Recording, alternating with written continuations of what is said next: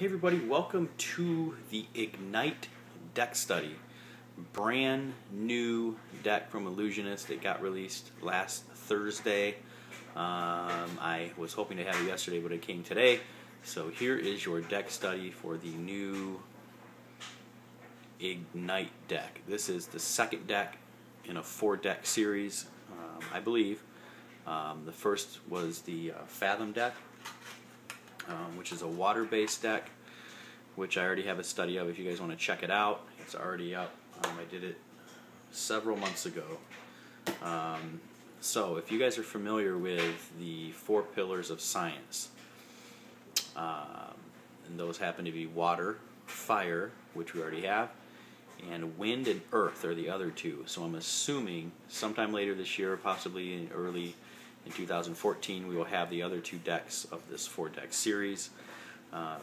And again, that's just a guess on my part, but I did see in a write-up that it was a series. So I'm assuming that those other 2 decks will be coming out soon. But this is the latest one. Again, it's a fire-themed deck, obviously, with the Ignite. So let's take a look at the box real quick. The bottom says Find Playing Cards. And there's your cool box design. It's got the same font as the Fathom deck, which again, I'm going to do a lot of comparing and contrasting with the Fathom deck. If you take a look here at the writing on the Fathom, it's very similar. And there again, the top says Ignite in that same font. The sides are plain, just like the Fathom deck. There's your back design on the back, which is really cool. And if you zoom in very closely on the bottom, you see that diamond shape, which stood out to me, as well as a few spade and heart kind of designs there in the middle, which I thought were a pretty cool touch. But again, it's all more ribbon and flames, and again on the sides here it looks a little darker, like it's been burned possibly. I think that's what they were going through there. And the bottom it's just got legal information and the Ellusionist logo. So that's your box, pretty plain, no reveals or anything like that on the flaps. Just a plain white box. So let's take a look at the cards. Now this deck did not come with any kind of gimmick cards. So there's no double backers, there's no blank cards. It had 2 ad cards. One of them is just takes you to the Ellusionist website to learn about their decks and to see all the decks they have available. And the other ad card, which I've already taken, I'll kind of show it. What it does is it takes you to a site that you can learn kind of tricks. It's illusionist.com/learn this, and it shows you a very, very beginner card trick. But what I did, since I didn't have a gimmick card with this deck, I took an ad card from the Fathom deck and used a little double stick tape and made a Fathom Ignite double backer. So all that was you can see them right there. They're still stuck together. There's the ad card from both decks. Since you don't really use the ad cards, and I didn't have a gimmick card with this deck, I decided to make a double backed card with the 2 back designs. So that's your homemade gimmick that I used with these 2 decks. Again, you can do whatever you want with them, but I thought that would be a cool touch. So there's that. I'll just set that aside. Now guys, the jokers in this deck are unbelievable. These are 2 of my favorite jokers. They're really cool looking. It's a lady with flowing hair, and one is black and one is red.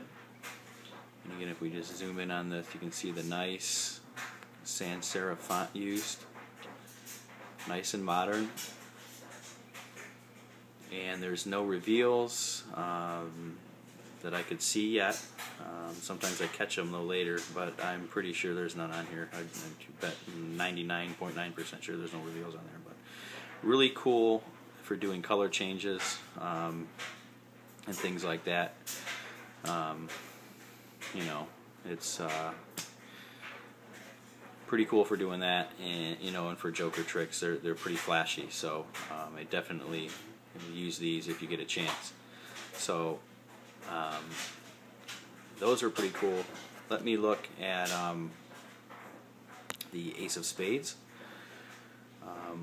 which is right here. Not as flashy as the Fathom Ace. It's kind of took a step back, to be honest with you, from the Fathom Ace. But let me get that card out so you can see it side by side real quick. I got it right here. And then I'll show you kind of some similarities in the decks. So really nice and decorative and very cool. This is one of my favorite Ace of Spades. This one a little smaller, and it's got these kind of, I would assume they were going to be flames, but they look more like flowers or something like that, which is kind of confusing. But anyway, it makes up a kind of a cool reddish. Now if it was all flames and looked like this, I think that'd be very cool. Now it doesn't say ignite on the bottom. There's a difference right there. Now here's the biggest difference between the two decks. The indices are much smaller on the Ignite deck from the Fathom deck, and they changed the type font, which you can see that's a nice serif font right there. You can see that in focus. So this is a much more custom font. This is much more of a basic font. I like this font better. Again, personal preference for me, but again, I like the smaller indices. And let me show you the other three aces while I got them out. And I'll show you one kind of weird uniqueness to these. Now, as you can see, they've got the fire design in the pip and in the diamond, but in the club it is not. Not sure why that was left out. I'm sure the designers had a good reason for it, but I thought that was kind of strange. So all the aces have kind of that design except for the club. It's the only one that doesn't have the flamed pip in the middle. Because if we look at the cards themselves, just like the Fathom deck, one pip has the design on it, and even on the clubs, there's one that's. So I'm not sure why the Ace of Clubs was left off the list. Again, I'm sure there was a good reason for that. Now let's look at the color change. The Fathom deck is a redder red, and it's obvious. There's an obvious reason for that. Is that it's a fire red instead of a deep, kind of darker red. As you can see there, the color difference, and again, you can see the smallness. Actually, let me get the 9 so you can see the difference there. So you can see the color change and the smaller pips as well. So those are the major difference in the cards. And again, they got these stupid circles off the cards, which again is a definitely improvement from the Fathom deck. That was one of the things, if you watch the Fathom deck study, I was not a big fan of, were those ridiculous circles on them. And the other big improvement, no more bubbles on the face cards. If we look at, let me get a few, or I just really need one to show you the hideousness of these things. The bubbles really detract from the design and artwork, I think. And again, those weird circles in the pips, confusing. So, much cooler. Let's see if I have the Jack of Diamonds just to give you the side-by-side look here. So, here's your new Ignite Jack of Hearts. Very cool. And again, no bubbles. Now on the sides of these there is some frayed things, which looks like the cards have been burned, or that were pulled out of a fire possibly. But I like these face cards much better than the Fathom cards. And again, that's personal preference. But those circles, and the bubbles, I hated. I really did. So I'm glad to see they took those off and made it more of a clear picture. Now they did leave the square in the corner. You can see this square right here. They left as part of the border of the face cards. Now I'm hoping, people from Ellusionist, if you're watching, remove the boxes and just make a borderless face card on the next deck. That would be outstanding. But again, they left these here, and again, it's kind of goes with the with the theme of the 4 decks. So I'm guessing the next one, the Wind or the Earth that come out next, will probably have the box. But if someone's out there watching and wants a tip from me, I would remove the boxes. So there's the basics of the deck. One more thing I wanted to point out here. Let me find the ace if I can. We'll just use the 2. Look at the design work in the actual pips is a little different. The diamond is more of a, it's got these curved sides on it, which is very cool from a normal diamond card, which I could probably pull out somewhere, but I'm not to save time there. Sorry, I got that out of the way. So that's a definitely cool. I like that diamond shape a lot, and even the hearts are they're pushed in, especially this one with the flame. You can see it's kind of squeezed, so it's a little fatter than a normal heart, and that's a little fatter than a normal heart would be. I don't have a bicycle card handy here that I could show you, but if you look at, again, the difference, you can see the vertical very much, and this is more the shape of what the normal heart would be in a normal card, you know, obviously without the stupid circles and bubbles. But anyway, I like the cards in this deck a lot better than the Fathom cards. So again, they definitely made some improvements.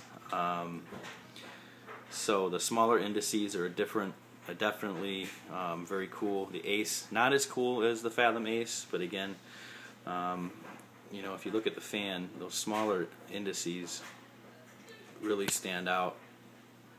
You know, that's why I'm a big proponent of the smaller indices. So when you fan them, it's really sharp, and the you know, obviously the back is phenomenal for fanning. And again, that kind of design I did in the beginning had it spread out there. I mean, that looks super cool. Now again, I guess the only downside to this deck as opposed to the Fathom is the back design as well. Let me mention that real quick. If you remember, again, this does the same.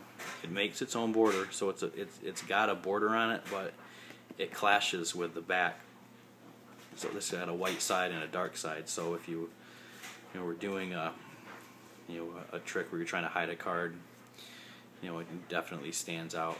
You can see it.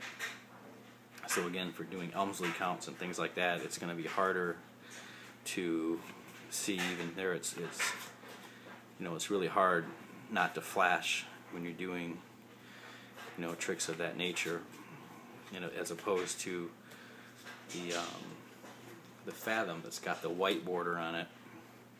You know, so again, I like the white border to the white contrast much. So it's obviously a lot easier to hide a card when it's contrasting, like, or when it's the same color as the border. So this border I like a lot better. So I would actually call this Ignite deck a borderless deck because of the fact that it hides and is in contrast to the face of the cards. As far as handling goes, ridiculously beautiful handling, just like every other deck from Ellusionist. It's phenomenal. I mean, you don't even have to break these cards in. Just, you know, they're top-notch handling. So that's it, guys. That is the Ignite deck. I hope you guys like it. Send me your feedback. Let me know what you guys think. If you guys are excited for the next 2, let me know. And as soon as those come in, we will have those up as well. So again, there is your Ignite deck from Ellusionist. Have a good one, guys. We'll see you out there. Thanks.